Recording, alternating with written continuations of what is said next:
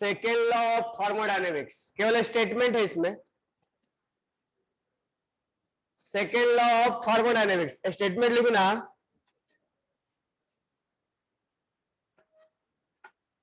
The second law of thermodynamics states that the second law of thermodynamics state that heat cannot be completed converted. Second law of thermodynamics state that heat cannot be completely converted. Second law of thermodynamics state that heat cannot be completely converted into an equivalent amount of work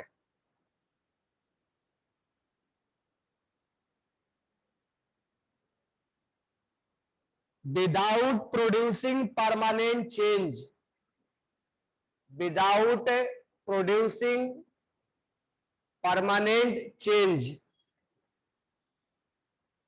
Without producing permanent change, either in system or its surrounding.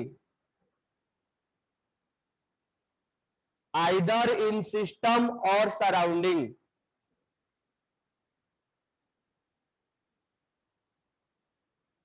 इसी में second statement लिखना, the spontaneous flow of heat, the spontaneous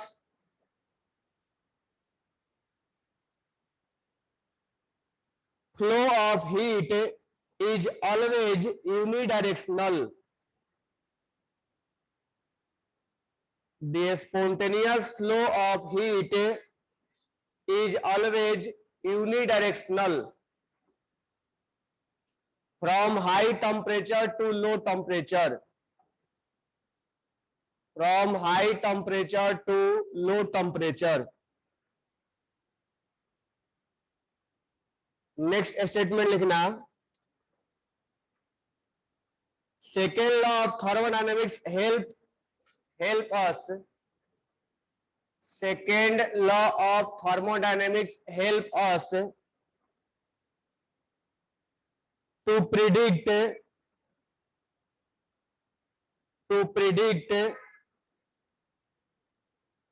whether the reaction is feasible or not. Whether the reaction is feasible or not. Also tell us the direction of flow of heat. Also tell us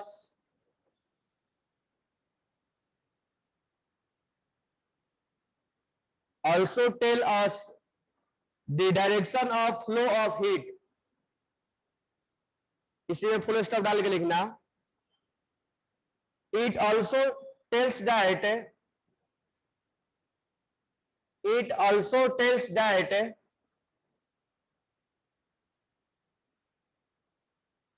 energy cannot be completely converted. Energy cannot be completely converted.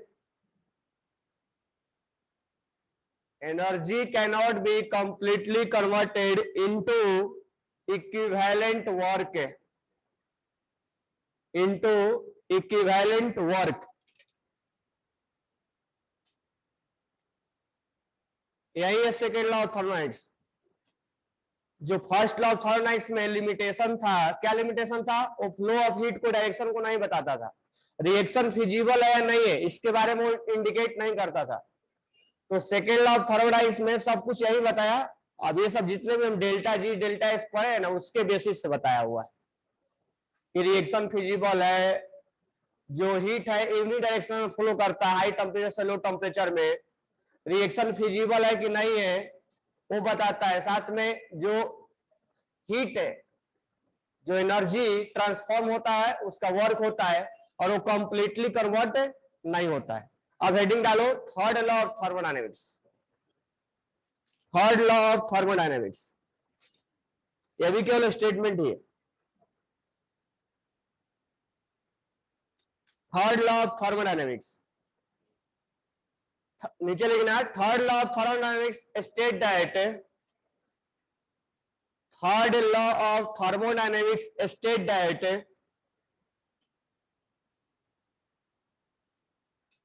third law of thermodynamics state that the entropy of a perfectly ordered, the entropy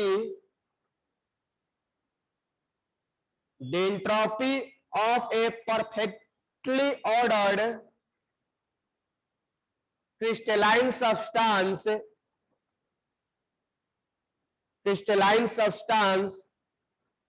is zero at absolute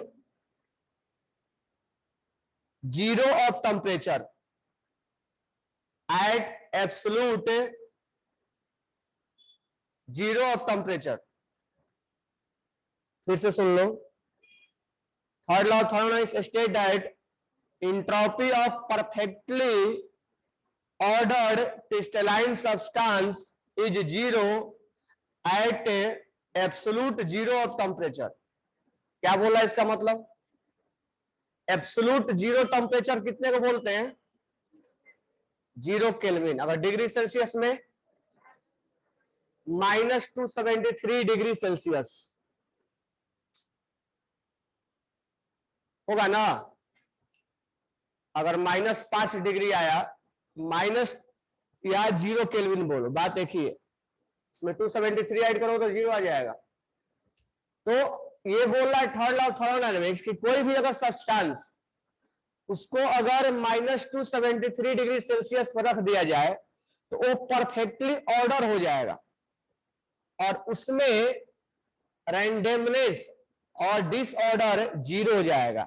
यानी उस case में उसका entropy 0 हो जाएगा।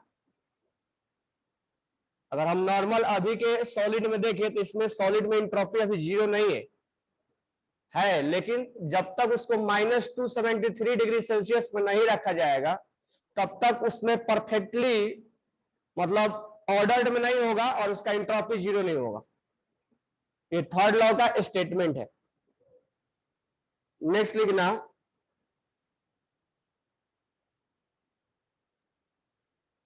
ऐसे लिख लेना, delta S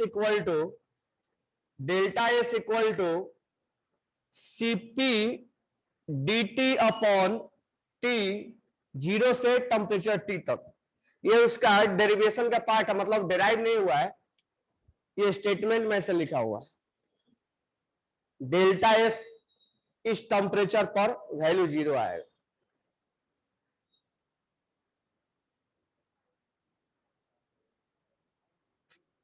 next point लिखना, हाँ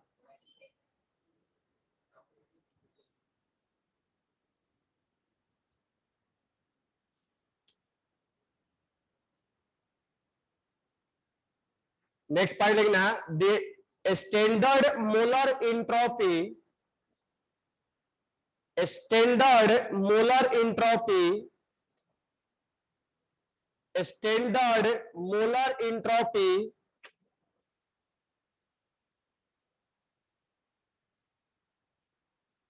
S naught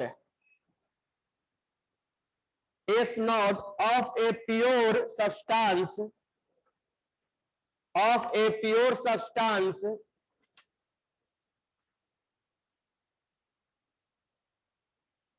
of a pure substance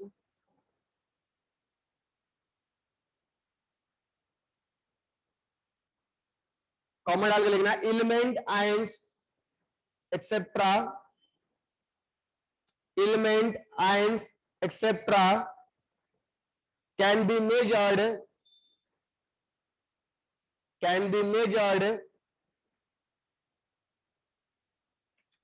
at 25 degree Celsius,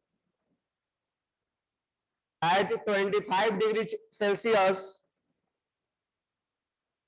and 1 atmospheric pressure तो ये जो है वो थर्मोडायनामिक्स का थर्ड लॉ है। तो सेकेंड लॉ और थर्ड लॉ वो स्टेटमेंट है, यानी सेकेंड लॉ ये बता रहा है हमें कि जो हीट है वो वर्क में कन्वर्ट होता है और वो कंप्लीटली कन्वर्ट नहीं होगा, और उस इंट्रोपी रिएक्शन फिजिबल है कि नहीं है उसके बारे में बताते हैं, स्पॉन्टेनियस है कि नहीं है, और फ्लो ऑफ हीट के यूनिडायरेक्शन उसने ही बताया, यानी हीट जो है यूनिडायरेक्शन में फ्लो करेगा, ये सेकेंड लॉ का स्टेटमेंट है। थर्ड लॉ का ये है कि अगर कोई भी ऑब्जेक्ट, कोई भी सब्सटेंस -273 डिग्री सेल्सियस पर रख दिया जाए तो परफेक्टली ऑर्डर हो जाएगा और उसका एंट्रोपी 0 हो जाएगा। तो पहले स्टेटमेंट याद रखना है, क्वेश्चन अगर आता है तो फर्स्ट लॉ पे आएगा। अब नेक्स्ट लिखना, हेडिंग डालना entropy change for ideal gas. कल बोला था थोड़ा सा डिफरेंशिएशन वाला पार्ट रह गया था, इसमें हेडिंग डालना entropy change for ideal gas, entropy change for ideal gas. नीचे लिखना change in entropy for an ideal gas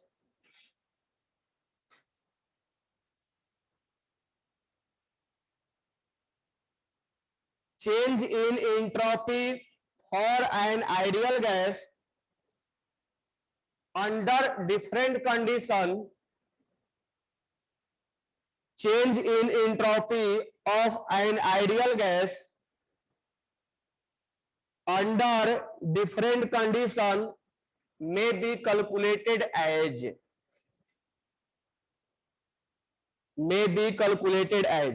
यानी हम अब यहां इंट्रोपी कैलकुलेट कर रहे हैं आइडियल गैस के लिए अलग अलग कंडीशन में।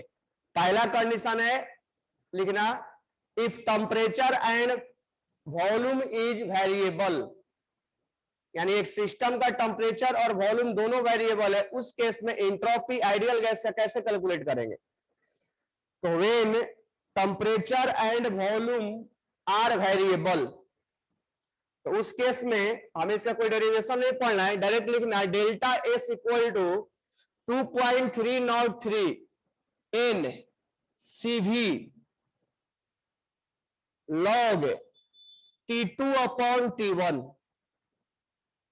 T2 temperature T1 temperature plus 2.303 N R log V2 upon V1,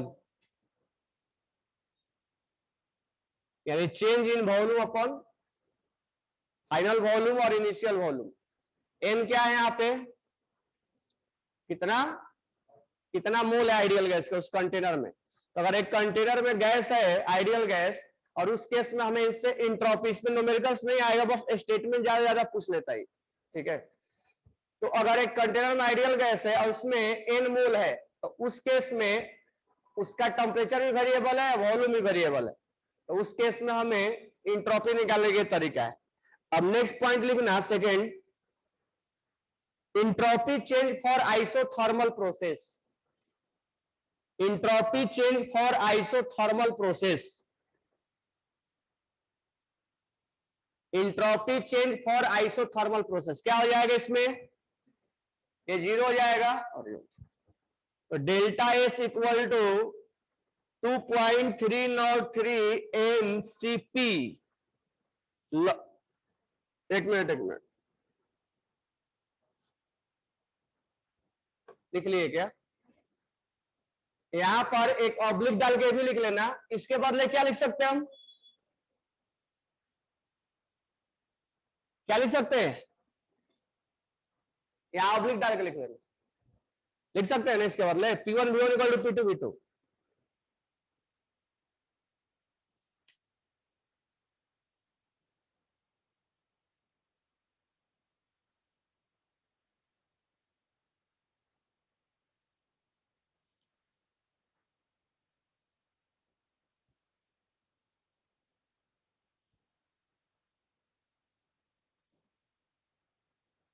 तो सेकेंड पॉइंट लिखना entropy change for isothermal process, delta S equal to 2.303 N R log V2 upon V1 या delta S equal to 2.303 NR log P1 upon P2।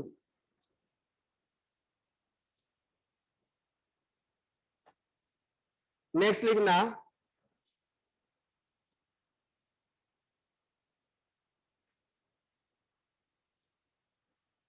Entropy change for isobaric process. Entropy change for isobaric process. Entropy change for isobaric process.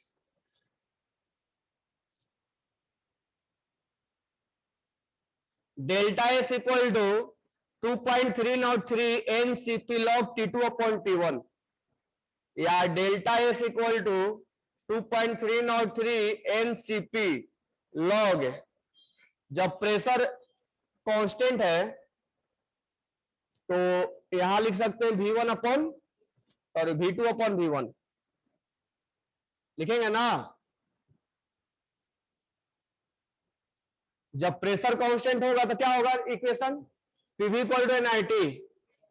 ये constant है, ये variable है, ये variable है, तो equation क्या होगा V1 upon T1 equal to V2 by T2, यही होगा ना। तो यहां पर T2 अपॉन T1 के बदले क्या लिख देंगे, क्या क्या है लिखेंगे ना V1 upon V2 upon sorry T2 upon T1 equal to क्या लिख देंगे V1 upon V2।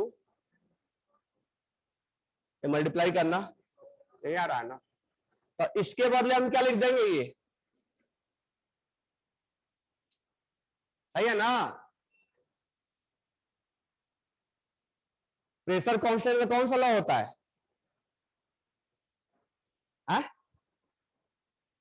Charles law. Charles law, बायस लॉ, गैलिसिक लॉ।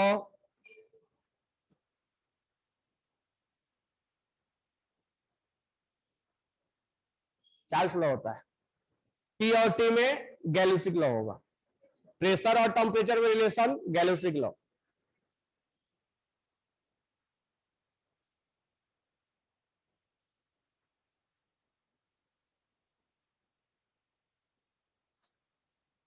तो ये change in entropy ideal gas के लिए निकाला गया तब जब प्रेशर कांस्टेंट हो। ये आइडियल गैस के लिए निकाला गया है एंट्रोपी जब टेम्परेचर कांस्टेंट हो।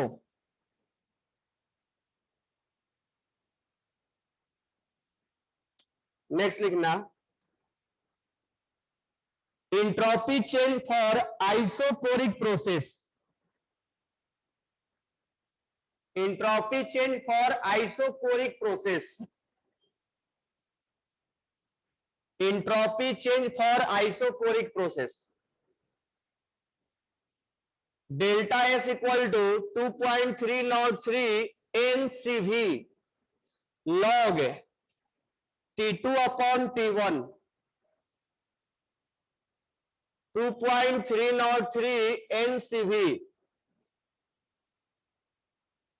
आइसोकोरिक है तो प्रेशर के टर्म में लिख देंगे, क्या लिखेंगे T2 upon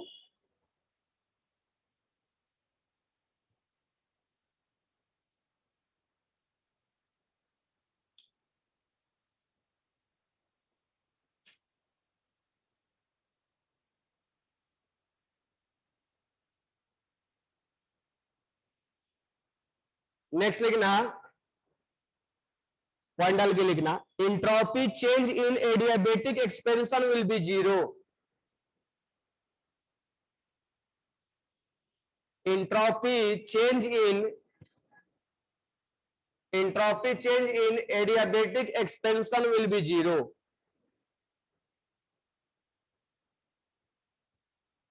entropy change in adiabatic expansion will be zero। Delta S equal to zero, ना तो हीट लॉस हुआ ना तो गेन हुआ, इंट्रोपी ना तो चेंज होगा उसमें। इंट्रोपी का ऐसा नहीं कि इंट्रोपी जीरो है, चेंज इन इंट्रोपी जीरो है, डेल्टा एस जीरो है। नेक्स्ट लिखना entropy change in mixing of ideal gas. Entropy change in mixing of ideal gas. Entropy change in mixing of ideal gas.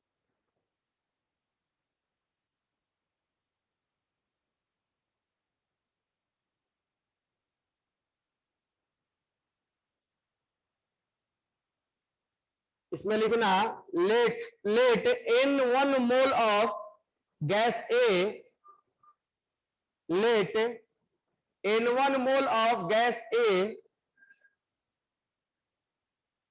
and n2 mole of gas B are mixed.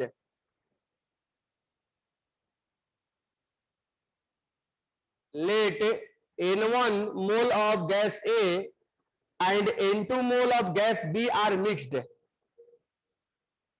Total entropy change can be calculated as total change in entropy can be calculated as total change in entropy can be calculated as लिखना delta S equal to -2.303 R n1, sorry ऐसे लिखना x1 x ए लिखना 1 minute n1 या ए और B माने हो ना log x1 plus n2 log x2 जहां x1 क्या है x1 is mole fraction of A और x2 क्या है मोल फ्रैक्शन ऑफ बी।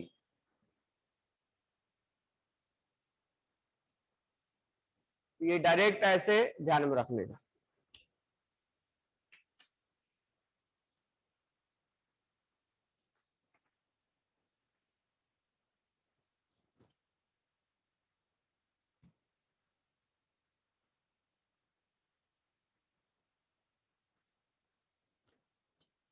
ठीक है, तो ये अलग अलग आइडियल गैस के लिए इंट्रोपी निकाला गया है। ये जब दोनों वेरिएबल है तब का है, यहाँ पर टेम्परेचर कांस्टेंट है, यहाँ पर प्रेशर कांस्टेंट है, यहाँ पर वॉल्यूम कांस्टेंट है और ये दो गैस को मिक्स किया गया तब का है। अब नेक्स्ट पॉइंट लिखना, अब इसमें नहीं है अलग से लिखना, entropy of fusion, entropy of fusion, entropy of fusion इसमें डिफाइन करना पहले। The entropy of fusion is defined as the entropy of fusion is defined as the entropy of fusion is defined as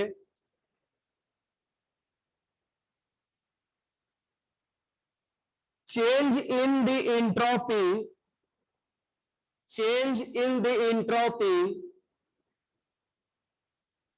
change in the entropy when 1 mole of solid substance, when 1 mole of solid substance, when 1 mole of solid substance change into liquid form, change into liquid form at the melting temperature, at the melting temperature,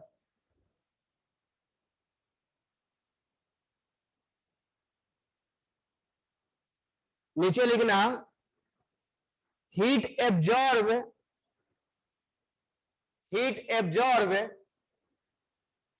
is equal to heat absorb is equal to latent heat of fusion, heat absorb is equal to latent heat of fusion। Next point लिखना, sorry next point नहीं, delta S fusion delta S fusion अगर हमें निकालना है तो कैसे निकालेंगे? तो सॉलिड से कहां गया? लिक्विड में। सॉलिड से गया लिक्विड में। अब हमें इसमें इंट्रोपी निकालना है, तो इसमें हम एस, पहले एस किसका लेंगे? Product minus reactant. प्रोडक्ट में क्या है? लिक्विड, माइनस यहां क्या है? सॉलिड। यानी हम इंट्रोपी अगर हमें निकालना है फ्यूजन का, तो यहां पर कितना रेंडमनेस हुआ और यहां पर कितना रेंडमनेस है, दोनों का डिफरेंस कर देंगे तो हमारे को ये डेल्टा एस फ्यूजन यानी इंट्रोपी फ्यूजन के लिए मिल जाएगा। इससे पहले हमने इंट्रोपी आइडियल गैस के लिए निकाला था, उसके लिए अलग फॉर्मूला है, इसके लिए अलग हो जाएगा। तो अगर हमें फ्यूजन के लिए यहां से यहां जाना है तो कितना इंट्रोपी में चेंज आया, कितना रेंडमनेस आया, वो निकालना है। तो प्रोडक्ट माइनस रिएक्टेंट, ठीक है। अब यहां से हम लिखेंगे डेल्टा एस इक्वल टू क्या होता है? Q by T. अब उसमें वो वाला आइडियल वाला फॉर्मूला नहीं लगाएंगे, क्यू बाई टी लगाएंगे, ज्यादा हम इसी को यूज करेंगे। तो यहां हो जाएगा क्यू बाई टी। अब एक एग्जांपल से समझाते इसमें।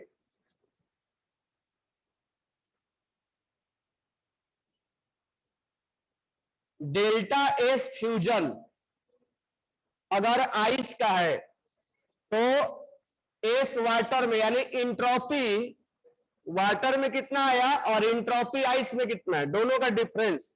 यानी यहां पर क्यू बाई टी के बदले, अब यहां टी के बदले हम क्या लेंगे? सॉरी, क्यू के बदले क्या लेंगे हम? यहां से यहां जाने में कितना हीट लगा है, उसको क्या बोलेंगे? उस हीट को लाइटेंट हीट या हीट ऑफ फ्यूजन, यही बोलेंगे ना, या उसी को लाइटेंट हीट बोलेंगे। तो यहां हो जाएगा डेल्टा एच फ्यूजन या क्यू बाई टी, और ये क्यू के बदले कितना हीट एब्जॉर्ब किया, यानी फ्यूजन अपॉन टेम्परेचर। तो ये टेम्परेचर जितने डिग्री पे कन्वर्ट होगा वो वाला लेंगे। तो यहां पर जो याद होगा तुम्हें, आइस से लिक्विड में बदलने के लिए कितना हीट लिखवाया था? 6 किलो जूल लिखवाया था। यहां पर जूल में लेंगे और वैल्यू रखेंगे हम 6000 जूल पर मोल डिवाइड बाई 273, यह आ जाएगा 21.98 joule kelvin inverse mole inverse. तो ये इसका इंट्रोपी निकालने का तरीका हुआ फ्यूजन का। यानी इस केस में हम हीट के अकॉर्डिंग इंट्रोपी निकालेंगे, आइडियल गैस वाला आइडियल गैस के अकॉर्डिंग निकालेंगे, और इसका इंट्रोपी ऐसे निकालेंगे। ज्यादा हम इसी को यूज करने वाले हैं, क्यू बाई टी वाला फॉर्मूला। अब ये हीट निकालना है तो कभी इंथैल्पी होगा, कभी दूसरे प्रोसेस से हीट निकाल के लाएगा।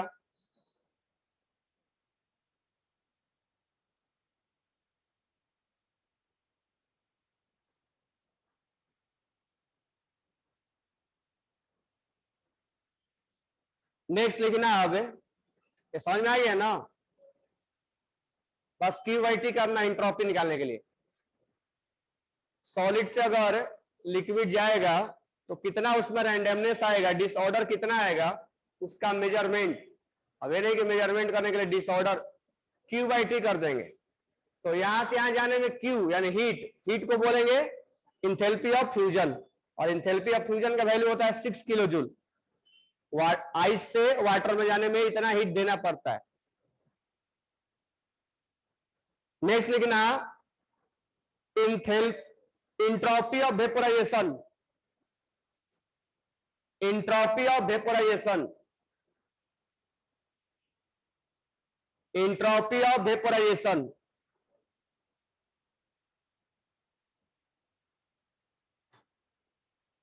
लिखना इसमें, it is defined as change in entropy, it is defined as change in entropy, it is defined as change in entropy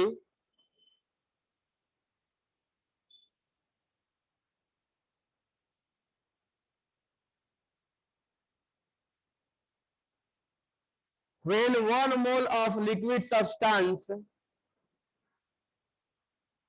when 1 mole of liquid substance, when 1 mole of liquid substance change into vapor, change into vapor at its boiling point, at its boiling point. अगर solid liquid से vapour में गया है तो delta S vaporisation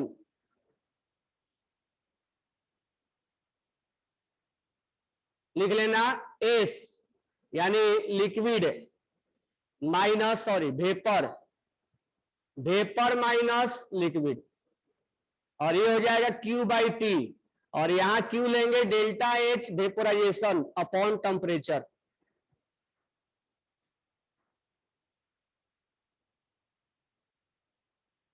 यानी liquid से vapour में जाने में कितना हीट लगा है और कितने डिग्री पे कन्वर्जन हुआ है, Q बाई टी। तो देखो जब साइन अगर हमें निकालना इंट्रॉपी का तो लॉजिकल सोच के निकाल पाएंगे हम कि मोल बढ़ेगा तो साइन क्या होगा, पॉजिटिव होगा कि नेगेटिव होगा, वॉल्यूम बढ़ेगा तो पॉजिटिव होगा नेगेटिव होगा, प्रेशर बढ़ेगा तो पॉजिटिव होगा नेगेटिव होगा, टेम्परेचर बढ़ेगा तो पॉजिटिव होगा नेगेटिव होगा। रिएक्शन देके हम पहचानेंगे साइन के लिए, क्योंकि साइन में तुमसे डेल्टा जी में जब क्वेश्चन पूछेगा कि बताइए रिएक्शन फिजिबल है कि नहीं है, वहां पर डेल्टा एस के वैल्यू पुट करने कोई रिक्वायरमेंट नहीं, बस साइन प्लस है कि माइनस है, और इंथैल्पी प्लस है कि माइनस है। तो साइन से डेल्टा जी का साइन डिसाइड होता है, डेल्टा जी माइनस होगा कि प्लस होगा, और वो डिसाइड करके तुमसे पूछेगा रिएक्शन स्पॉन्टेनियस है कि नहीं है। वो एक लॉजिकल क्वेश्चन हो गया। दूसरा, अगर न्यूमेरिकल बेस आता है तो इस तरह से तुमसे इंट्रोपी निकलवाएगा डेल्टा एस, और हो सकता है डेल्टा जी निकलवाए, ये न्यूमेरिकल बेस के लिए। तो इसमें लिख लेना वाटर, अगर हम यहां पर फ्यूजन डेल्टा एस वेपोराइजेशन लिखे तो यहां पर हो जाएगा वेपर और यहां पर हो जाएगा लिक्विड, और delta S equal to Q by T, और इस केस में जो वैल्यू होता है वो होता है 40626 जूल में। ये हो जाएगा 40626 जूल पर मोल डिवाइड बाई 373 टेम्परेचर 100 डिग्री पे, ये डिवाइड कर देंगे 108.9 किलो जूल पर मोल आएगा,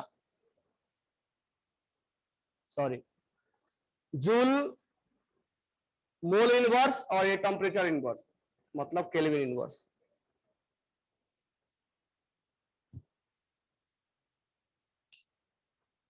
थर्ड लिखना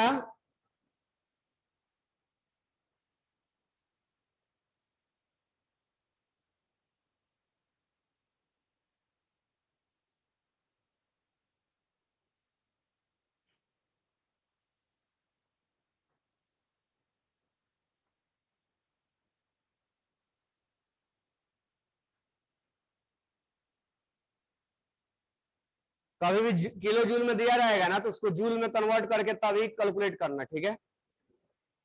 नेक्स्ट लिखना entropy of sublimation,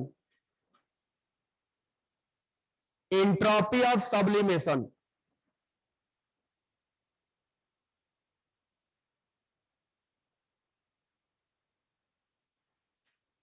Entropy of sublimation is defined as entropy of sublimation is defined as entropy of sublimation is defined as change in entropy, change in entropy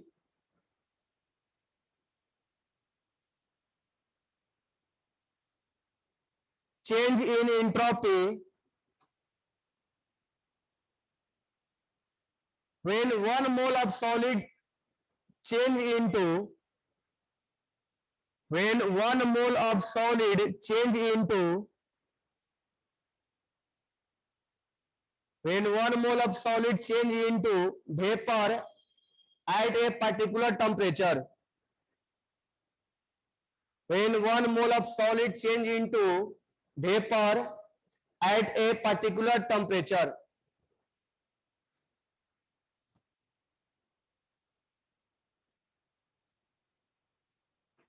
तो इसमें नीचे लिख लेना delta S sublimation equal to entropy किसका, vapour का, minus entropy किसका, solid का।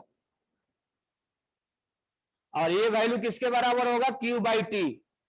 और क्यू बाई टी किसके बराबर होगा, डेल्टा एच।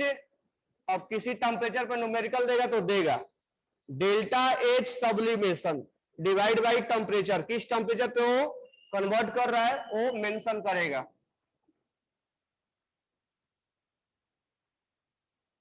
तो हमने इंट्रोपी आइडियल गैस के लिए निकाला, हमने इंट्रोपी फेज चेंजेस के लिए निकाला, और एक इंट्रोपी हमने लॉजिकल देखना है कि वो साइन क्या है, डिसऑर्डर किसमें ज्यादा है, डिसऑर्डर किसमें कम है। तो इंट्रोपी एक कैलकुलेशन पर्पस के लिए और एक लॉजिक के लिए। एक क्वेश्चन लिखना, calculate the change in entropy, calculate the change in entropy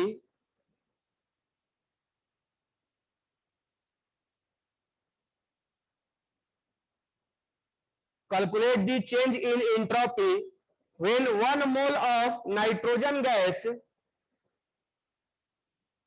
when 1 mole of nitrogen gas expand isothermally and reversibly,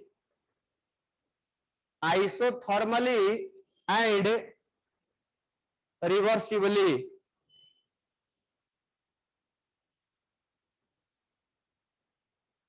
from an initial volume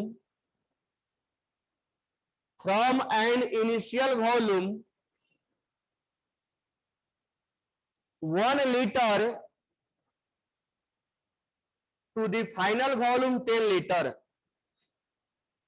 to the final volume 10 liter at 27 degree Celsius. और ये ideal gas मानना है N2 को। जल्दी से बताओ answer क्या आएगा एंट्रोपी का चेंज, क्योंकि अब चैप्टर फिनिश हो चुका है, बस एक चीज और बाकी है, वर्क डन एडियाबेटिक के लिए, वो मैं डायरेक्ट लिखवाऊंगा, डेरिवेशन फिजिक्स में पढ़े होंगे।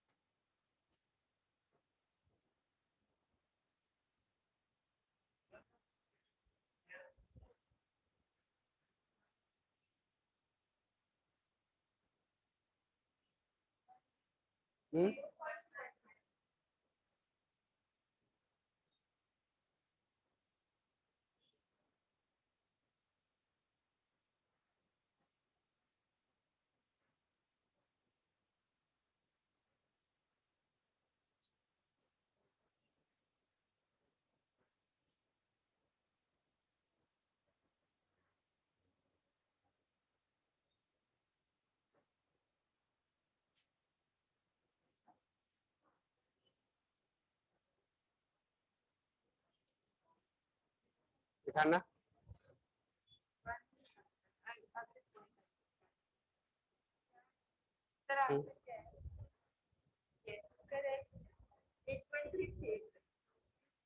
जूल में है ना, तार का वैल्यू क्या लेंगे 8.3314।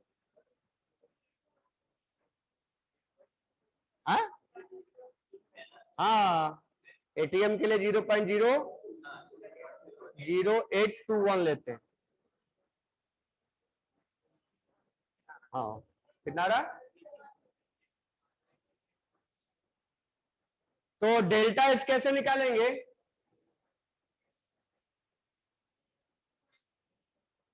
टू 2.303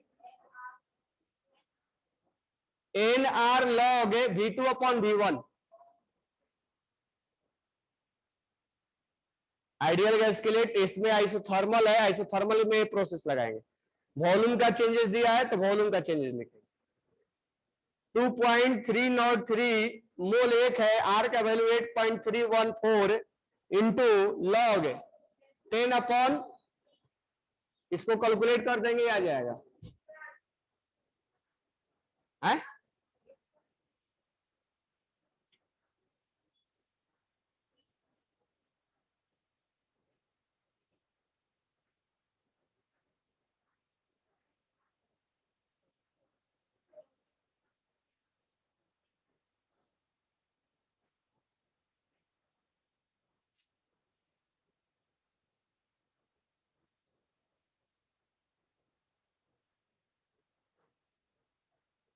समझ में आ गया?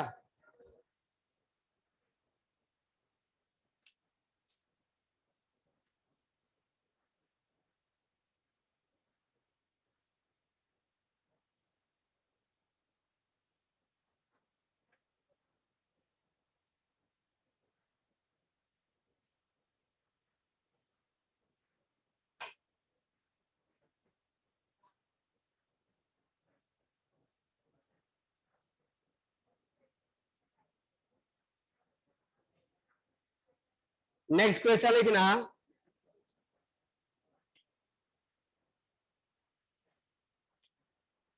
Acetic acid, write down next question. Acetic acid, acetic acid CH3COH, acetic acid CH3COH can form a dimer, acetic acid can form a dimer CH3COOH whole twice in a gas phase, in a gas phase. The dimer is held together, the dimer is held together by two hydrogen bond with a total strength, with a total strength of 66.5 kilojoule per mole of dimer.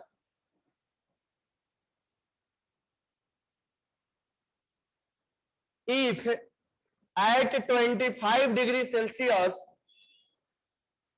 equilibrium constant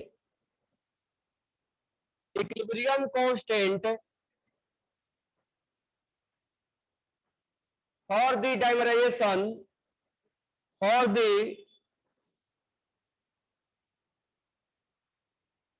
dimerization is 1.3 into 10 to power 3, calculate delta S naught for the reaction, calculate delta S naught for the reaction। और reaction नीचे दिया हुआ है CH3COH gaseous form में है और इसको equilibrium achieve हो रहा है CH3COH, ये होल ट्वाइस है, ये गैसियस फॉर्म में।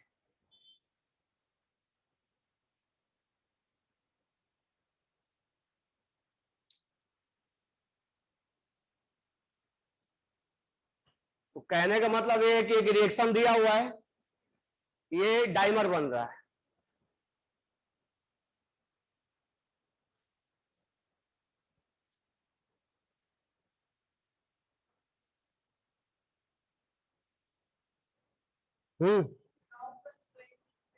इसका log 1.3 का वैल्यू लगभग 1 के आसपास ही होगा, एग्जैक्ट बताता हूं।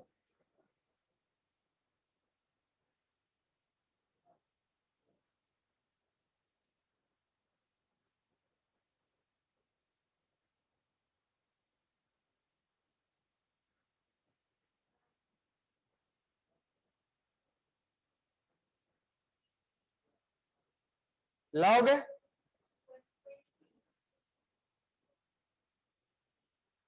0.11 लिख रहा है,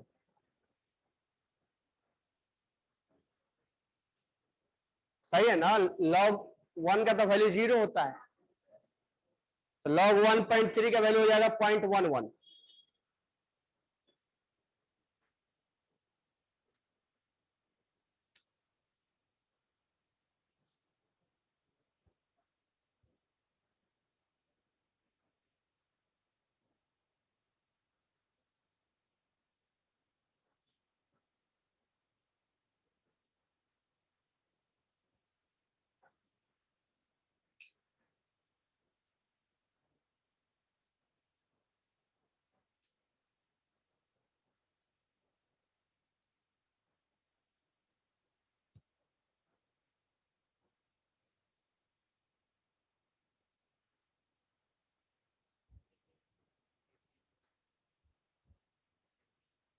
और हो, क्वेश्चन आसान है।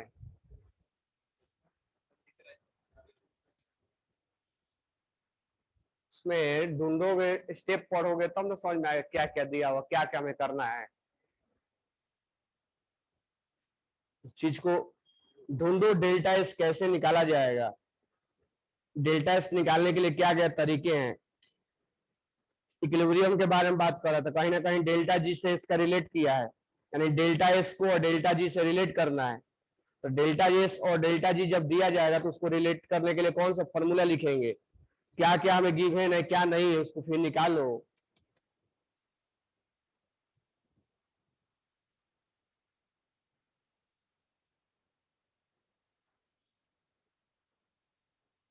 मैं स्टेप बता दे रहा हूं क्या क्या करना होगा।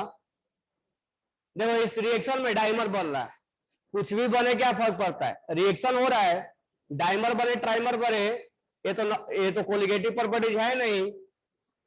अब डाइमर बन रहा है, ये कह रहा है कि एसिटिक एसिड डाइमर बना गैसियस फेज में, और उसमें हाइड्रोजन बॉन्ड बना, और उसका जो स्ट्रेंथ है वो इतना है, किलो जूल पर मोल है। यानी जो इसके अंदर हाइड्रोजन बॉन्ड बना है उसके अंदर जो बॉन्ड स्ट्रेंथ है, यानी बॉन्ड तोड़ने में लगा हुआ एनर्जी, वो इतना है। इसके बॉन्ड को तोड़ने में इतना एनर्जी लगेगा, यानी कहीं ना कहीं ये डेटा तुम्हें इंथैल्पी से रिलेट कर रहा है। इसको तोड़ने के लिए डेल्टा एच इतना दिया गया है, यानी ये तुम्हें बॉन्ड इंथैल्पी बोल सकते हो, डेल्टा एच है ये। तो डेल्टा एच तुम्हें डायरेक्ट लिख के नहीं देगा कि वो डेल्टा एच है, यानी बॉन्ड को तोड़ने में, या बोल रहा है स्ट्रेंथ इतना है, या बॉन्ड को तोड़ने में इतना एनर्जी लगेगा, इसका मतलब वो डेल्टा एच बॉन्ड इंथैल्पी है, यानी वो एच का वैल्यू है। अब कह रहा है कि इतना डिग्री पे इक्विलिब्रियम अचीव हो रहा है, और जो इक्विलिब्रियम कांस्टेंट इतना है, तो केसी का वैल्यू दे दिया, केसी का वैल्यू दे दिया, और डेल्टा एस पूछ रहा है।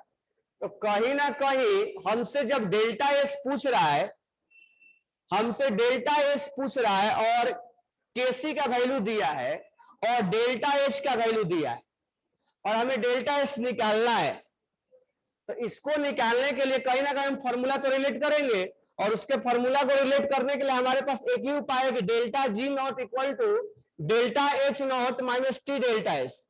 हमारा जो टेम्परेचर मेंशन है, अब हम ये हमें निकालना है, ये गिवन है, ये निकाल लेंगे तो ये निकल जाएगा।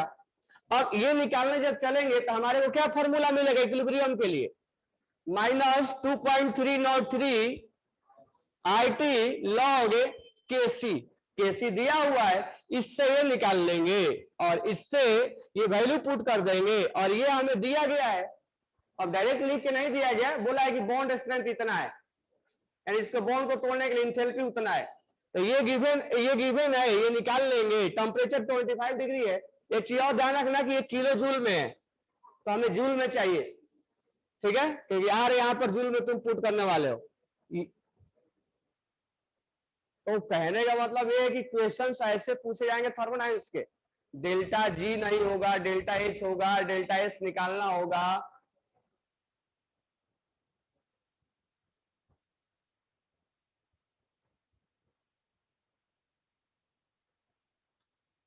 इसके क्वेश्चन बहुत मतलब थोड़ा बहुत कैलकुलेशन आएगा, लेकिन ऐसे इसी से रिलेट करेगा बार बार।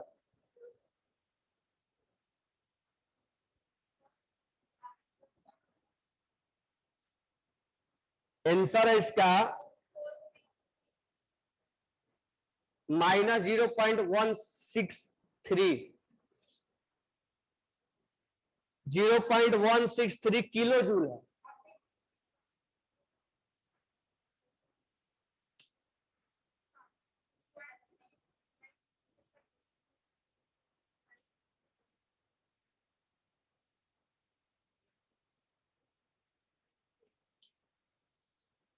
तो मैं बना दे रहा हूं, कैलकुलेशन है थोड़ा बहुत, कंसेप्ट यही है।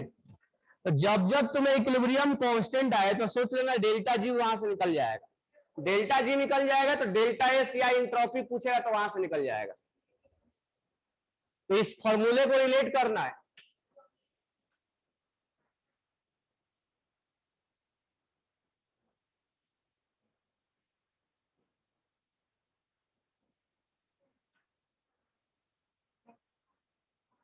तो मैं डायरेक्ट कैलकुलेशन कर रहा हूं, डेल्टा जी निकाल देंगे यहां से, वैल्यू जो है -2.303 आर, आर का वैल्यू 8.314 पुट करेंगे, इंटू टेम्परेचर 298 केल्विन हो जाएगा, लॉग के सी, लॉग के सी हो जाएगा 1.3 इंटू 10⁻³ यहां से अगर डायरेक्ट डेल्टा जी निकालेंगे तो आएगा -11767.688 जूल, या किलो जूल में अगर लिखना है तो -17.767 kilo joule.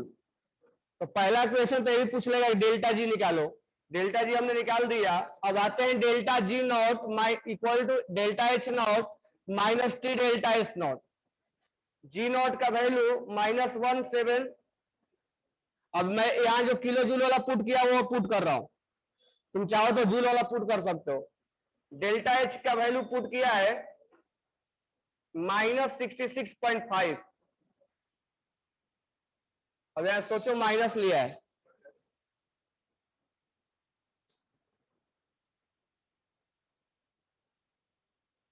-298 into delta S not, इसको कैलकुलेट कर दोगे डेल्टा एस नॉट आ जाएगा -66.5 प्लस 17.767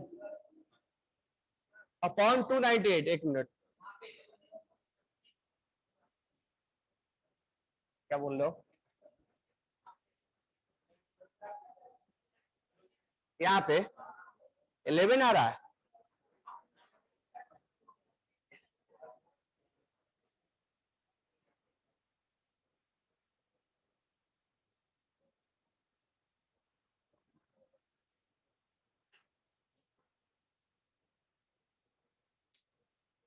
तो यहां तक उसने जूल है और किलो जूल है, चाहो तो तुम इसको जूल में ले सकते हो तो ये भी जूल में लेना पड़ेगा, किलो जूल में लेते हो तो इसको भी किलो जूल में लेना पड़ेगा, ये जो आएगा वो किलो जूल में आएगा। तो एक बार ये देख लेना है, आर का वैल्यू पुट करते समय जूल में लेना है। डेल्टा एच निगेटिव लिया है, क्यों? डाइमर बन रहा है, बॉन्ड और क्या हो रहे हैं, स्ट्रॉन्ग।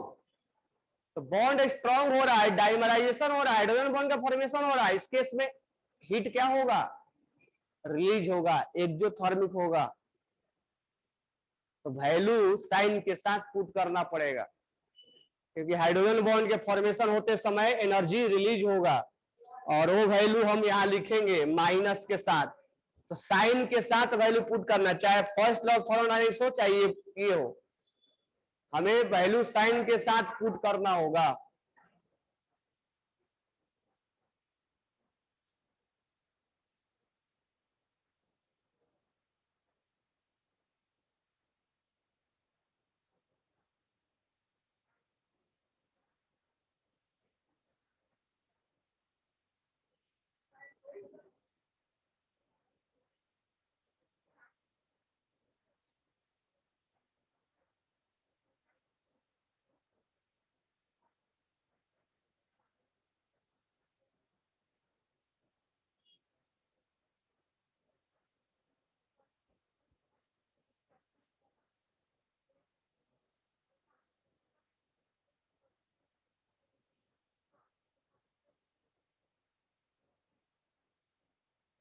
कैलकुलेशन नहीं, कंसेप्ट समझ में आ गया ना।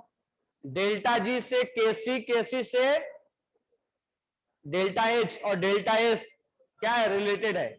जब भी ऐसा क्वेश्चन आएगा केसी देगा तो सोच लेना हमें डेल्टा जी निकाल सकते हैं। डेल्टा जी से डेल्टा एच और इंट्रोपी को हम रिलेट कर सकते हैं। इंथैल्पी, इंट्रोपी और फ्री गिब्स एनर्जी रिलेटेड है। नेक्स्ट क्वेश्चन लिखना, what is delta G not, what is delta G not for the reaction. इसमें इतना कैलकुलेशन मिलेगा, मान के चलना है।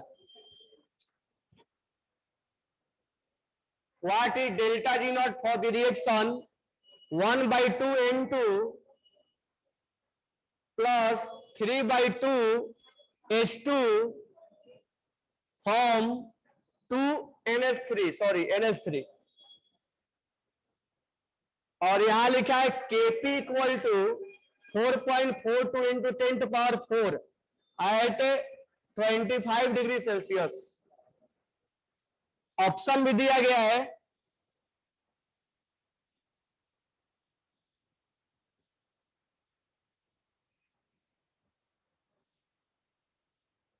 ऑप्शन में है -26.5 किलो जूल पर मोल, -11.5 किलो जूल पर मोल, -2.2 किलो जूल पर मोल और -0.97 किलो जूल पर मोल।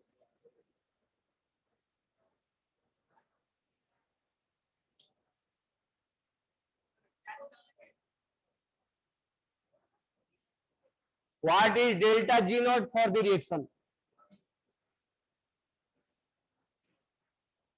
लॉग मैं लॉग वाला वैल्यू बता दे रहा हूं।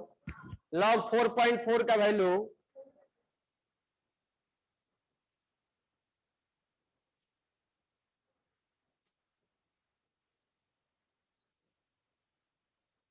लॉग 4.4 का वैल्यू हो जाएगा 0.64।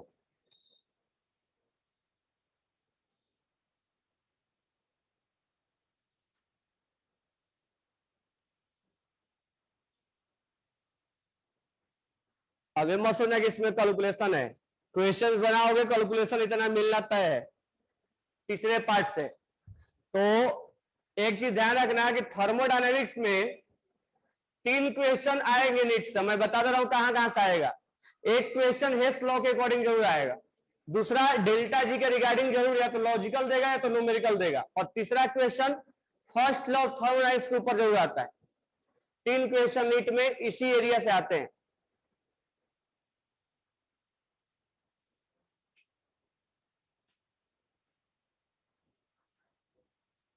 कितना आंसर आ रहा है, ऑप्शन लिखा हुआ है, करो। एग्जाम में मोबाइल थोड़े मिलेगा, इसलिए तो ऑप्शन दिया हूँ। ऑप्शन बताओ मेरे को, ABCD।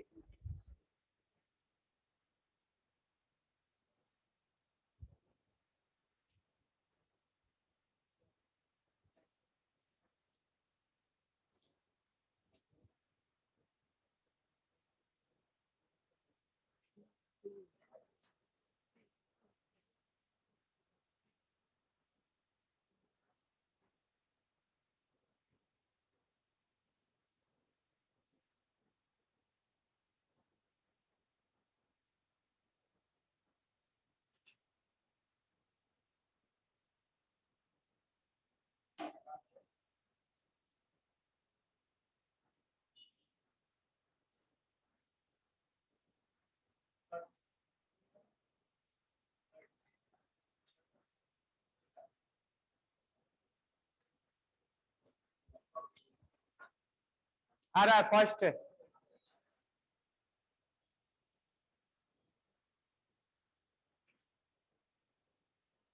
तो इसमें थर्मोडायनेमिक्स लेवल 3 बनाओगे ना, तो लेवल 3 में बहुत सारा क्वेश्चन ऐसा मिलेगा तुम्हें। वॉल्यूम 2 लेवल 3 का क्वेश्चन बोलता हूं मैं।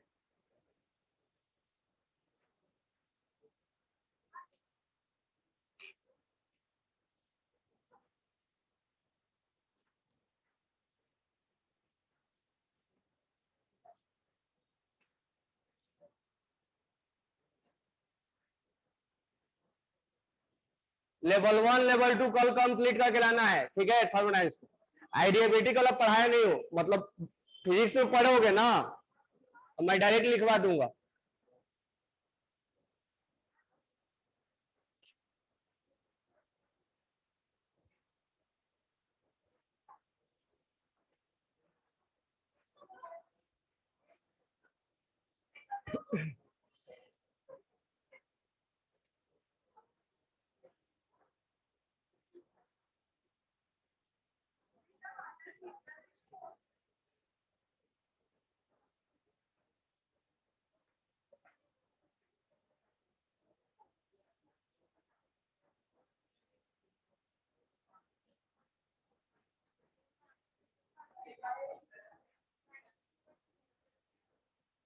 नेक्स्ट क्वेश्चन लिखो, ये लेवल 3 का क्वेश्चन नंबर 53 है।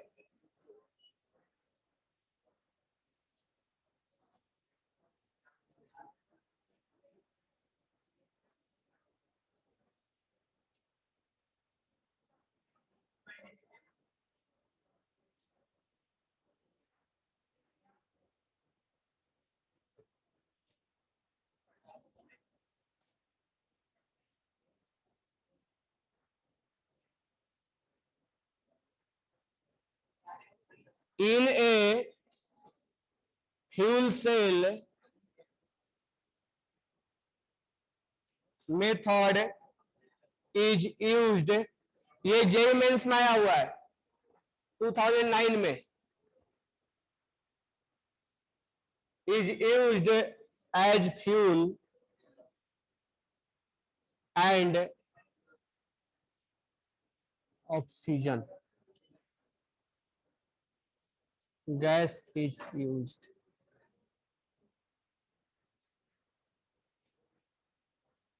As an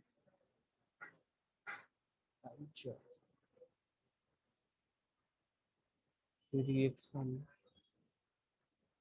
is CH3OH plus 3/2 O2 from CO2 plus 2H2O liquid gas liquid at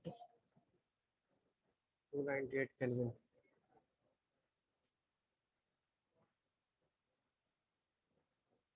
Standard gives energy of formation for CH3OH liquid, H2O liquid और CO2 gas are -166.2, -237.2 and -394.4 kilojoule per mole. With the standard enthalpy of combustion, the standard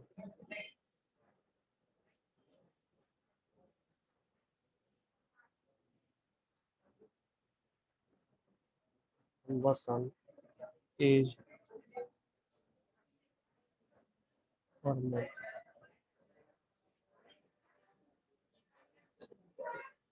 Efficiency of the fuel cell 50%, 7%, 90%.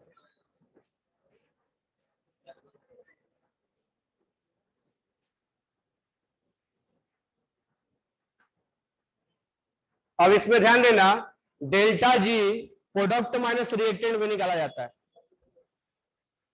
जैसे delta S product minus reactant, delta H product minus reactant, वैसे ही delta G naught product minus reactant भी होता है।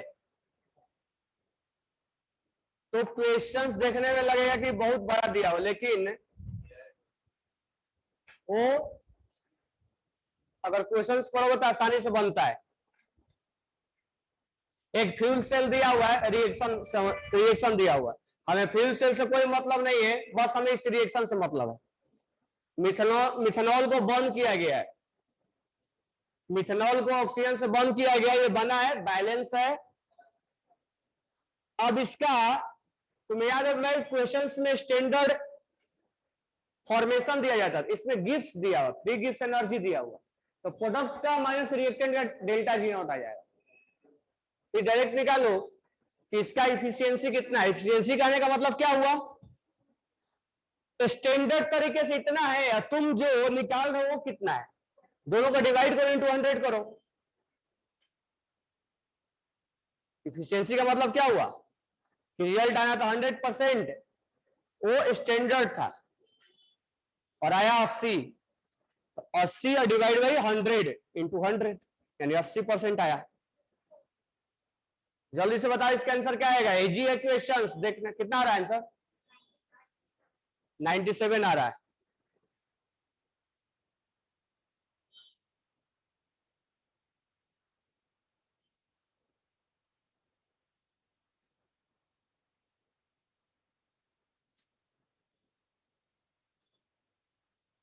तो कैसे बनाएंगे, इस रिएक्शन के लिए हम डेल्टा जी नॉट निकालेंगे, इस रिएक्शन के लिए हम डेल्टा जी नॉट निकालेंगे। CH3OH मिथेनॉल को ऑक्सीजन के प्रेजेंस में बर्न किया गया है, CO2 बना है और वाटर बना है, इस रिएक्शन के लिए हम डेल्टा जी नॉट निकालेंगे। तो जरूरी नहीं कि डेल्टा जी नॉट निकालते समय हमेशा केसी ही चाहिए, डेल्टा जी नॉट निकालने के लिए -2.303 RT log केसी ऐसे भी निकालते हैं delta G not, delta G not delta H not minus T delta S ऐसे भी डेल्टा एस निकाला जाता है। और डेल्टा एस निकालने का जो तीसरा तरीका है डेल्टा जी निकालने का, वो है प्रोडक्ट का डेल्टा जी माइनस रिएक्टेंट का डेल्टा जी। तो यहां पर हम वही निकालेंगे, क्योंकि क्वेश्चन पढ़ोगे तो क्या लिखा हुआ है, standard free gives energy for the formation. अभी तक हम स्टैंडर्ड इंथैल्पी पढ़ते थे, यहाँ डेल्टा जी नॉट दिया स्टैंडर्ड तरीके से। और तुम्हें याद है वो इलेक्ट्रोकेमिस्ट्री में क्वेश्चन था ऐसा लेवल 3 में, जहां डेल्टा जी मैं क्लास में बनवाया भी था, प्रोडक्ट में से रिएक्टेंट को माइनस करके हम डेल्टा जी वहां निकाले थे, और वहीं पे डेल्टा जी निकालने के बाद -NE0F, यानी ये टॉपिक थर्मोडायनेमिक्स इसलिए 11 में पढ़ाया जाता है, सारे चैप्टर से कनेक्ट हो जाता है, ये इलेक्ट्रोकेमिस्ट्री से कनेक्ट हो जाएगा, ये इक्विलिब्रियम से कनेक्ट हो जाएगा। अब यहां delta G product minus reactant, तो डेल्टा जी नॉट CO2 का plus delta G not water का इंटू क्या करेंगे, इंटू 2 करेंगे ना, क्योंकि वाटर 2 मोल बन रहा है, minus delta G not methanol plus 3/2 delta G not O2 का साथ 0 होगा,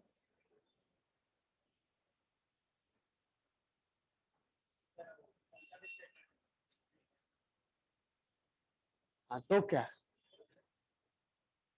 तो उसमें डेल्टा एन थोड़े कैलकुलेट कर रहे हो, इंथैल्पी के तरीके से बनाना है, कोई भी स्टेट रन लो क्या फर्क पड़ता है, लिक्विड बनाने में उसके हीट लगा नहीं होगा, कैलकुलेट करो जल्दी बताओ।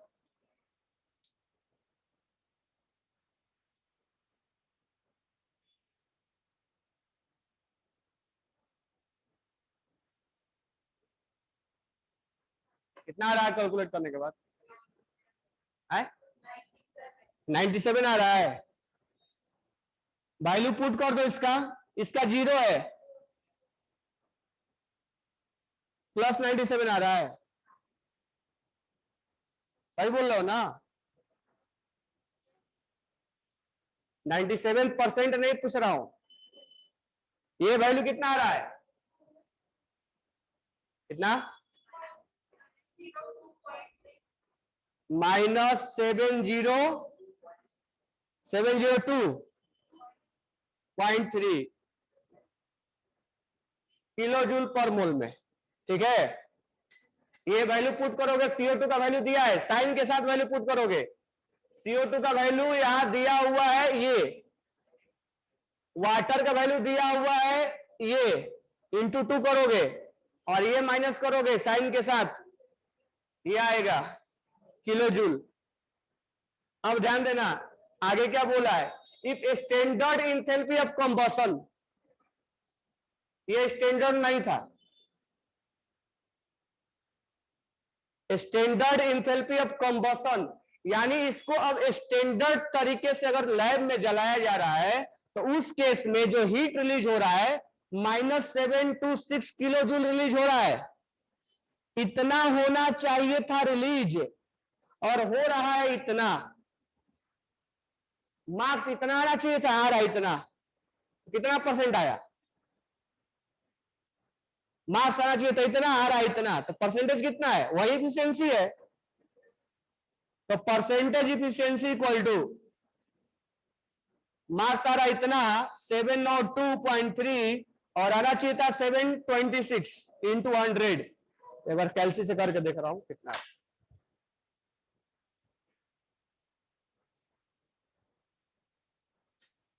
702.3 डिवाइडेड बाई 726, 96.7 आ रहा है, यानी इसका आंसर हो जाएगा 97।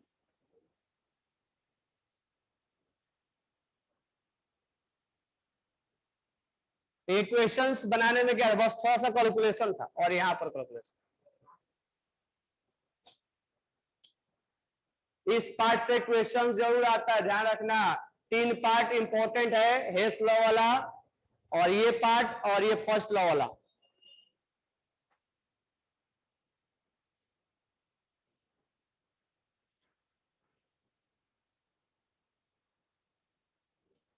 वॉल्यूम लाए हो तो 54 बनाओ। क्वेश्चन नंबर 54 ये भी जेई मेंस में आया, 2009 में ही आया है, यानी सोच लो 2009 में जेई मेंस में दो क्वेश्चन इसी पार्ट से। लेवल 3 है ना। चलो मैं लिख रहा हूं क्वेश्चन, जल्दी से बनाओ। ये समझ में आ गया ना, लिख लिए।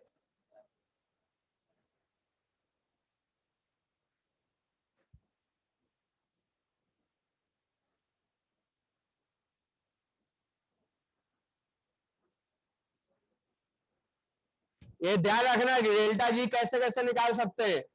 10 क्वेश्चन एटलीस्ट बनाओगे ना तो आसानी से बन जाएंगे।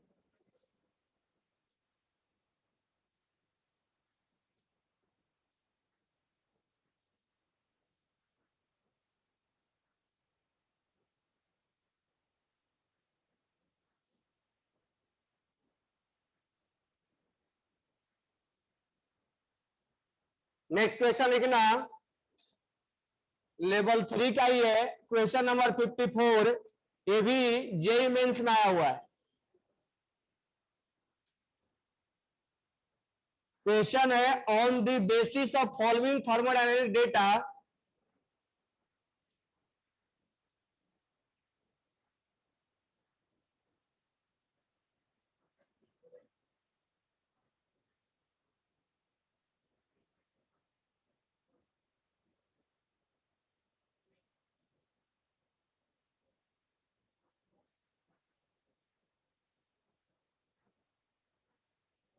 थर्मोकेमिकल डेटा है।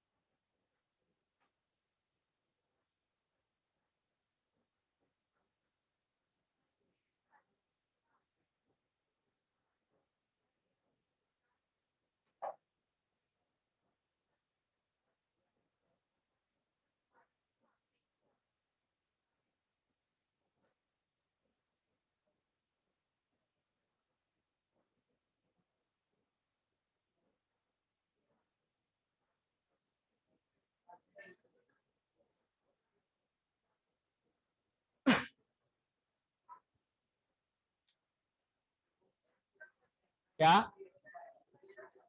फॉर्मेशन H प्लस का 0 है, स्टैंडर्ड तरीका है। एक फॉर्मेशन है जी नॉट, स्टैंडर्ड तरीका में H प्लस बनाने का 0 है।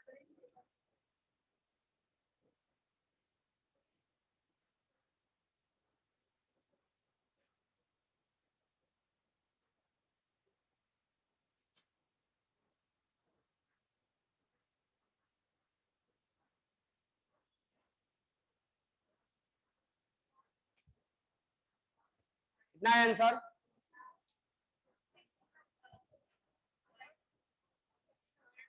क्या किया? सिंपली दोनों रिएक्शन को ऐड किए। सिंपली क्या किए? दोनों रिएक्शन को ऐड किए ना। ऐड करने से क्या होगा? ये कट कैंसिल आउट हो जाएगा और क्या होगा? H2 प्लस हाफ O2 क्या बनेगा? ये बैलेंस है ना, तो H प्लस और OH बनेगा। तो इस दोनों डेटा को क्या कर देंगे? ऐड कर देंगे, तो ये माइनस हो जाएगा। H प्लस का वैल्यू कितना दिया है? 0, यानी जो भी OH राइट साइड बनेगा वो वैल्यू किसका होगा? OH का होगा, क्योंकि हमारे को बनेगा क्या? H प्लस और OH माइनस, लेकिन ये बनने में तो 0 है, तो सिंपली दोनों को ऐड करो। ऐड करोगे तो ये कैंसिल आउट हो गया। फाइनली रिएक्शन क्या बचा? H2 plus half O2 form H plus और OH माइनस। अब इस रिएक्शन का हमारे को डेटा दिया हुआ है, इस रिएक्शन का डेटा कितना हो जाएगा? कितना आ रहा बताओ जल्दी से।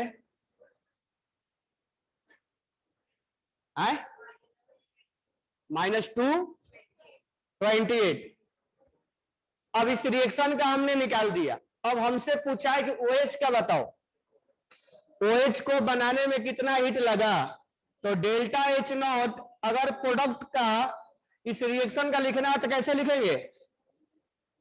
डेल्टा H नॉट अगर रिएक्शन का लिखना है तो क्या लिखेंगे? प्रोडक्ट का समेशन माइनस रिएक्टेंट का समेशन, इंथैल्पी ऑफ रिएक्टेंट। ये वैल्यू कितना आ गया हमारे को? -228 इस रिएक्शन के लिए आया। अब प्रोडक्ट क्या है? H प्लस, तो H प्लस का इंथैल्पी प्लस OH का इंथैल्पी माइनस H2O का इंथैल्पी प्लस हाफ O2 का इंथैल्पी। हम जानते हैं कि H2O2 का और इसका इंथैल्पी क्या होगा? 0। इसका नहीं होता है, दे रखा है 0, और ये नेचर में जो एग्जिस्ट करता है उसका एंथैल्पी क्या होता है? 0। ये वैल्यू इसके बराबर आ जाएगा।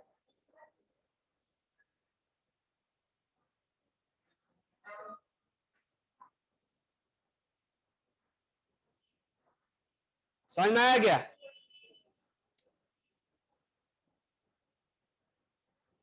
पहले रिएक्शन को ऐड कर दो। इस रिएक्शन के लिए डेल्टा H मिल गया। अब इस रिएक्शन के लिए delta H product minus reactant कर दो। प्रोडक्ट है ये और रिएक्टेंट है ये, इसका वैल्यू 0 होगा, इसका 0 दिया गया है। चलो ठीक है, कल लेवल 1 2 3 जितना बनाना है बना के लाना। डाउट लेंगे, केवल एक एक क्वेश्चन नहीं करा पाएंगे,